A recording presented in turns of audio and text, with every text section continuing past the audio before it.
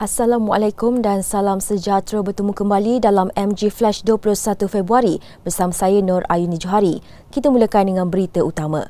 Barisan Nasional BN Johor akan mengemukakan sekurang-kurangnya 30% calon muka baharu pada Pilihan Raya Negeri PRN Johor nanti. Pengerusi BN Johor, Dato' Sri Hasni Muhammad berkata, langkah itu diharap akan memperkuatkan peluang memenangi PRN nanti. Katanya BN juga akan mengumumkan 56 calonnya bagi menghadapi PRN Johor pada Khamis ini. Jelasnya ia kini pada peringkat akhir memutamatkan calon-calon untuk PRN Johor.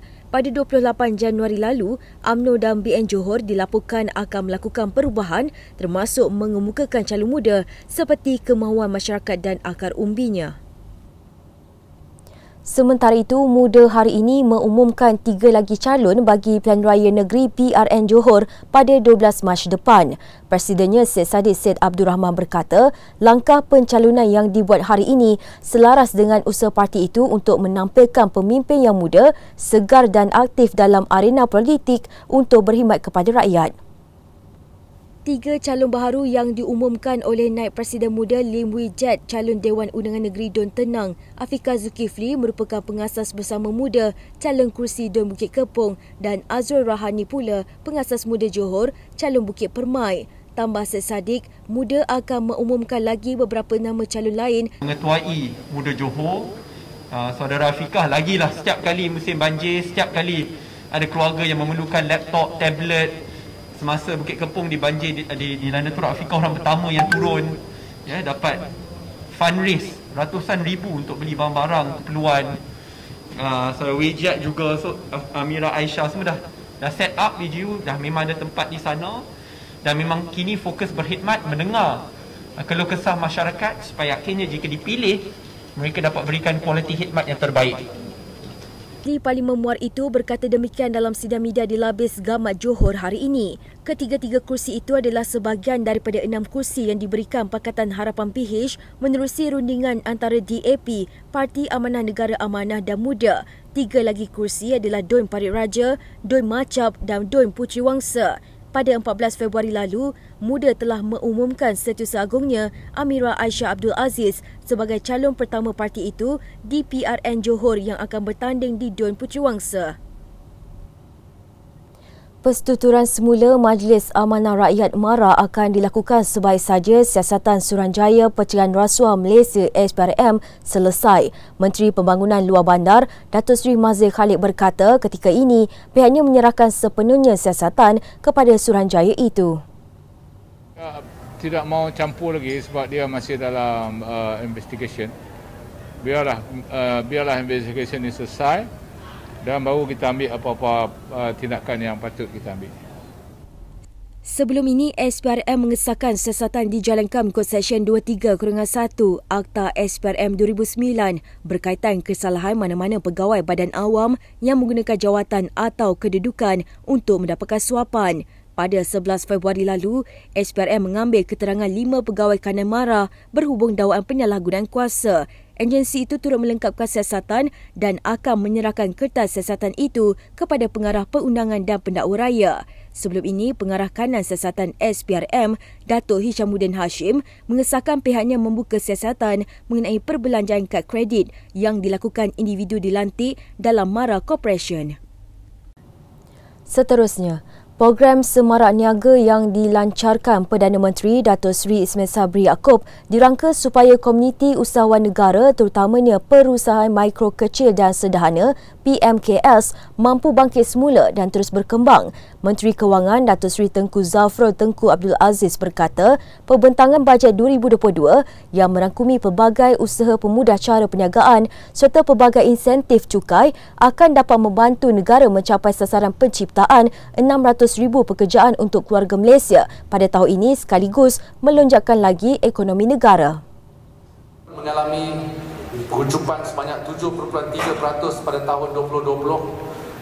Sumbangan sektor perniagaan terutamanya PMKS kekal signifikan. Ini adalah kerana pada tahun tersebut selain menggaji lebih daripada 7 juta pekerja, PMKS menyumbang hampir 40% daripada KDNK, ya, dan lebih 13% ekspor negara. Oleh itu, amanah penting supaya kerajaan memastikan sektor perniagaan kita terus berdaya tahan. Dato' Seri Tengku Zafrul berkata inisiatif yang bernilai lebih daripada 40 bilion ringgit yang diumumkan Perdana Menteri merangkumi pinjaman langsung, jaminan pembiayaan dan sutikai equity yang akan memanfaatkan setiap golongan usahawan. Jelasnya sumbangan sektor perniagaan PMKS kekal signifikan kepada negara walaupun mengalami penguncupan sebanyak 7.3% pada tahun 2020. Tambah beliau, pada tahun berkenaan, selain menggaji lebih dari 7 juta pekerja, PMKS menyumbang hampir 40% daripada keluaran dalam negara kasar KDNK dan lebih dari 13% eksport negara. Ia penting supaya kerajaan memastikan sektor perniagaan terus berdaya tahan. 125 pelancong asing yang berkunjung ke Pulau Langkawi disahkan positif COVID-19 sepanjang pembukaan Gelembung Pelancongan Antarabangsa Langkawi GPAL. Bagaimanapun, Ketua Pegawai Eksekutif Lembaga Pembangunan Langkawi LADA, Nasruddin Abdul Muttalib berkata, kes positif yang dikesan berada pada tahap 1 dan 2 serta tiada pelancong kritikal. Jelasnya, sejak GPAL dibuka pada 15 November tahun lalu, seramai 4,600 pelancong asing sudah berkunjung dengan 2% atau 125 daripada mereka disahkan positif COVID-19. Bagi pelancong asing positif COVID-19, keadaan mereka tidak kritikal dan hanya dikuarantin di bilik penginapan sahaja. Sehingga itu, pihaknya mengalu-alukan pelanjutan program GPAL dengan penambahbaikan prosedur operasi standard SOP COVID-19 yang diumumkan kerajaan baru-baru ini. Kemasukan pelancong asing menerusi GPAL diselaraskan mengikut ketetapan dan garis panduan terkini yang dikeluarkan Kementerian Kesihatan KKM dan telah diwartakan pada 16 Februari lalu. Antaranya, lapangan terbang antarabangsa Kuala Lumpur 2, KLIA 2 turut dijadikan sebagai pintu masuk ke Langkawi selain lapangan terbang antarabangsa Kuala Lumpur KLIA. Selain itu, beliau berkata jumlah insurans pelindungan COVID-19 terhadap pelancong asing juga telah dikurangkan daripada $80,000 Amerika kepada $50,000 Amerika. Mereka juga kini dibenarkan mengunjungi ke destinasi lain dalam negara pada hari kelima setelah menginap di Langkawi selama 4 hari berbanding pada hari ke-8 seperti SOP sebelum ini. Beliau percaya dengan penambahbaikan SOP ini, jumlah kemasukan pelancong antarabangsa ke Langkawi akan terus meningkat. Seorang penuntut universiti yang bekerja sebagai penghantar makanan maut selepas motosikal ditungganginya berlanggar dengan sebuah lori di bulatan Seri Bayan, Durian Tunggal, Alor Gajah, Melaka. Dalam kejadian kira-kira jam 11.30 pagi, mangsa Janatul Firdaus Jailani, 24 tahun, yang juga penuntut Universiti Teknikal Malaysia Melaka UTM, disahkan meninggal dunia akibat parah di kepala. Ketua Polis Daerah Alor Gajah Superintendent Arsyad Abu berkata, ketika kejadian mangsa dalam perjalanan dari arah Gangsa ke Batu Berendam, manakala lori berkenaan dari arah Gangsa menuju ke Taman Merdeka. Nahas berlaku apabila lori yang berada di lorong kiri di dalam bulatan dilanggar motosikal ditungganginya pada bahagian tepi hadapan sebelah kanan ketika hendak membelok ke kanan. Menurut Arsyad, pelanggaran menyebabkan mangsa meninggal dunia di tempat kejadian. Pemandu lori berusia 34 tahun itu tidak mengalami sebarang kecederaan, telah diminta hadir ke Balai Polis Trafik Alor Gajah untuk siasatan lanjut. Kes disiasat mengikut Seksyen 41/1 Akta Pengangkutan Jalan 1987. Nelayan di Pengkalan Nelayan Tanjung Kling, Melaka yang mengalami kerugian kerosakan peralatan akibat pencemaran minyak diesel di Pelabuhan Tanjung Bruas 17 Januari lalu boleh membuat tuntutan ganti rugi.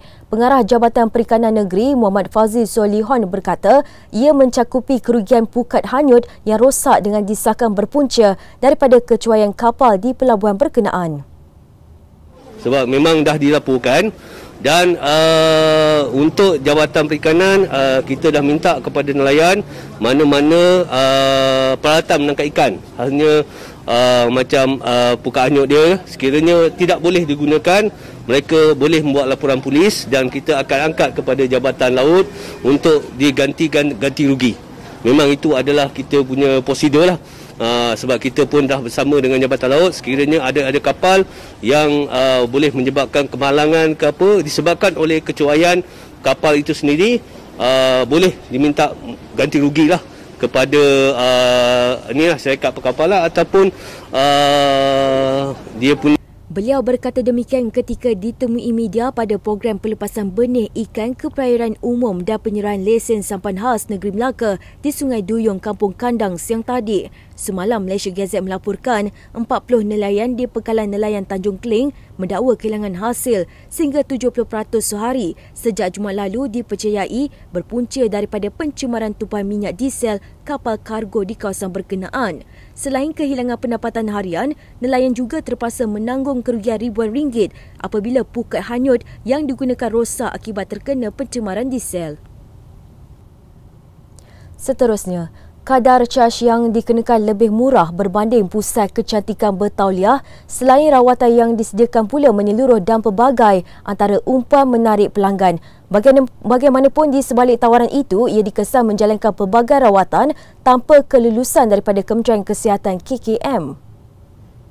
Ketua Pengarah Jabatan Imigresen Malaysia, Dato' Khairul Zaimi Daud berkata, dalam serbuan yang dibuat di 8 premis di sekitar Kuala Lumpur, Selangor, Negeri Sembilan dan Pulau Pinang hari ini, seramai 21 wanita warga asing telah ditahan. Dalam operasi ini, jumlah warga negara asing yang menjalankan perkhidmatan rawatan kecantikan ini telah ditahan seramai 21 orang yang terdiri daripada warga negara Indonesia dan warga negara Vietnam, dan mereka ditahan ketika sedang melaksanakan kerja-kerja rawatan dan ada juga yang sedang memberikan perkhidmatan pergigian.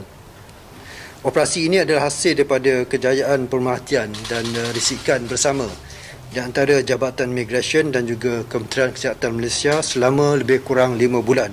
Katanya siasatan juga mendapati warga asing berkenaan tidak mempunyai dokumen perjalanan yang sah, malah premis rawatan berkenaan juga tidak berdaftar dengan KKM. Menurut Pusat Rawatan Kecantikan berkenaan didapati menawarkan rawatan kecantikan yang kompleks dan memerlukan penggunaan peralatan tertentu seperti prosedur mencantikkan hidung, membesarkan anggota badan tertentu, rawatan menguruskan badan dan lain-lain lagi. 18,277 kes COVID-19 melibatkan golongan ibu hamil dilaporkan di seluruh negara sejak Mac 2020 sehingga Januari lalu.